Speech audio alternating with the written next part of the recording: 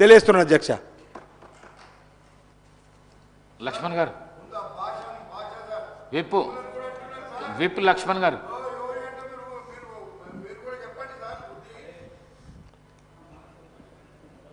అధ్యక్ష, మొదటిసారి సభలో అవకాశం ఇచ్చినందుకు ధన్యవాదాలు తెలియజేసుకుంటూ, మాకు చాలా బాధాకరం. ఎందుకంటే కరీంనగర్ జిల్లా పరిషత్ చైర్మన్ గారిని పనిచేసినప్పుడు అక్కడ కూర్చున్న శాసనసభ్యులు కూడా జిల్లా పరిషత్లో సభ్యులుగా ఉండేవాళ్ళు.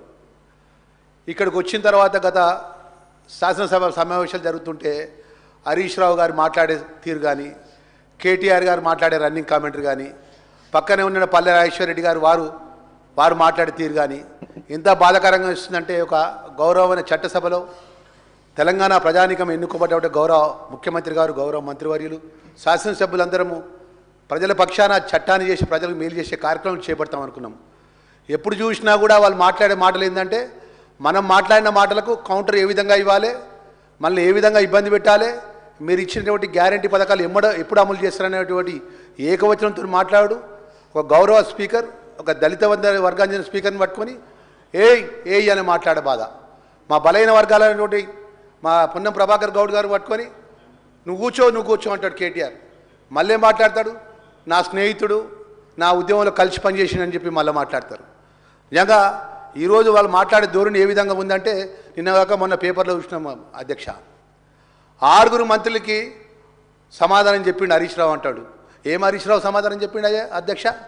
మా ఉమ్మడి కరీంనగర్ జిల్లాకు సంబంధించినటువంటి కాళేశ్వరం ప్రాజెక్టు నీళ్లు మా ధర్మపురి నియోజకవర్గంలో మేడార్ రిజర్వాయర్ నుంచి, మిడ్మానేర్ నుంచి సిద్దిపేటకు, సిరిసిల్లకు, గజ్వేలకు నీళ్ళు పట్టుకపోతారు. మా కరీంనగర్ జిల్లాకు ఒక్క చుక్క నీళ్ళు రాదు అధ్యక్ష. ఎంత బాధాకరమైన విషయం తెలుసా అధ్యక్ష? వెనుకట శ్రీరామ్ సాగర్ ప్రాజెక్టు సంబంధించిన జవహర్లాల్ పెట్టిన శ్రీరామ్ సాగర్ ప్రాజెక్టు ద్వారా మా కరీంనగర్ జిల్లాకు నీళ్ళు వస్తాయి. వరద కాలువ కాంగ్రెస్ పార్టీ హయాంలో కట్టినటువంటి వైఎస్ రాజశేఖర్ కట్టిన వరద కాలువ ద్వారా నీళ్ళు వస్తాయి తప్ప, ఈ ఎల్లంపల్లి ప్రాజెక్టు నుంచి మేడారం రిజర్వాయర్, మా కన్నతల్లి రిజర్వాయర్ నుంచి నీళ్ళు పట్టుకపోతాడు. అక్కడ హరీష్ రావు వచ్చి, అధ్యక్ష మీరు నమ్మరు అధ్యక్ష, మేడారం రిజర్వాయర్ దగ్గర రాత్రి పడుకున్నాడు. పడుకొని మా ధర్మపురి నియోజకవర్గం 6 మండలాల రైతాంగం అంతా కూడా పెద్ద ఎత్తున ఉద్యమం చేస్తే ఏమని మాట్లాడిందంటే, ఇక్కడ మేము ధర్మపురి నియోజకవర్గానికి రిజర్వాయర్ ఏర్పాటు చేస్తాము, అది పత్తిపాక రిజర్వాయర్ అని పేరు పెడుతున్నాం దానికి అని చెప్పి అక్కడ పల్లెనిద్ర చేసిండు అధ్యక్ష.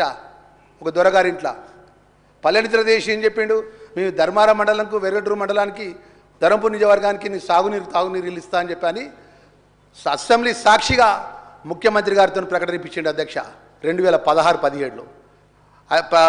ప్రకటన చేస్తే మేము కూడా అనుకున్నాం మాకు ఇక్కడ రిజర్వాయర్ ఏర్పాటు చేస్తారు, మా ప్రాంతానికి నీళ్ళు వస్తాయి అనుకున్నాం. తీరా రిజర్వాయర్ ఏర్పాటు చేయకునే విషయంలో ఆ సమస్య కూడా ఇక్కడ మాట్లాడకుండా మళ్ళీ కాళేశ్వరం లింక్ ట్యూబ్ తీసుకొచ్చే అధ్యక్ష 20,000 కోట్ల రూపాయలతోని సుమారు 1,700 ఎకరాల భూములు, మా రైతాంగాన్ని భూములు గుంజుకున్నారు అధ్యక్ష పోలీసులు పెట్టి. మేము పోతే మా మీద 13 కేసులు పెట్టించిన అధ్యక్ష. పెద్దలు జీవన్ రెడ్డి గారి మీద, అంత పెద్ద మనిషి మీద లెక్క చేయకుండా కేసులు పెట్టిండు.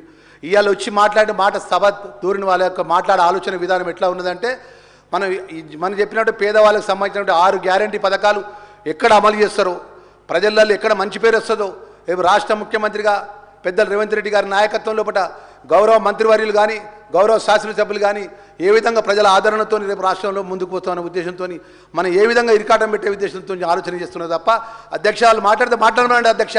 కరీంనగర్ జిల్లాకు సంబంధించినటువంటి తెలంగాణ ఉద్యమంకు, తెలంగాణ పార్టీకి అన్నం పెట్టిన జిల్లాకు ఏ విధంగా ద్రోహం చేసిన నీళ్ళ విషయంలో నేను కానీ, మా విజయరమణారావు కానీ, మా రామగుండం సంబంధించిన కానీ, మా పెద్దలు శ్రీధర్ బాబు గారి నాయకత్వంలో మేము ఒక శ్వేతపత్రం విడుదల చేస్తాం. మా జిల్లాకి ఎంత అన్యాయం చేసిన, ఏ విధంగా నీళ్లు దోషిన విషయం కూడా, ఆ విషయాన్ని కూడా మనవి చేసుకుంటూ, దళితుల విషయానికి వస్తే మరి వారు సభలో లేరు. ఈరోజు మేము బయట మాట్లాడుతున్నాం అన్న, చాలా కార్యక్రమంలో మేము బయటకు వెళ్ళిపోవాలి, మేము తొందరగా వెళ్ళిపోవాలని పరద కిందకి రోజు చూస్తాను, పరద ముందుకు వెళ్ళి రోజు చూస్తాను అధ్యక్ష. ఈ విధంగా ఇలా మాట్లాడే ఒక ధోరణి ఏ విధంగా ఉందంటే అధ్యక్ష, మా గౌరవ పెద్దలందరూ కూడా మనవి చేసుకుంటున్నారు అధ్యక్ష. వాళ్ళ ఆలోచన పరంగా కూడా ఏమన్నంటే కాగితాలు తీసుకొచ్చి అర్ధగంట సేపు హరీష్ రావుకి టైం ఇస్తున్నారు. ఆయన ఏదో ఇంగ్లీష్లో మాట్లాడుతున్నాడు, ఏదో ఇంగ్లీష్ మనకు తెలియనట్టు, ఆయన మాట్లాడే సబ్జెక్ట్ మనకు తెలియనట్టు. స్వయంగా కృష్ణా జలాల మీద ఆంధ్రప్రదేశ్ ముఖ్యమంత్రి ప్రకటన చేసినాక ఇంకా మాట్లాడేది అధ్యక్ష.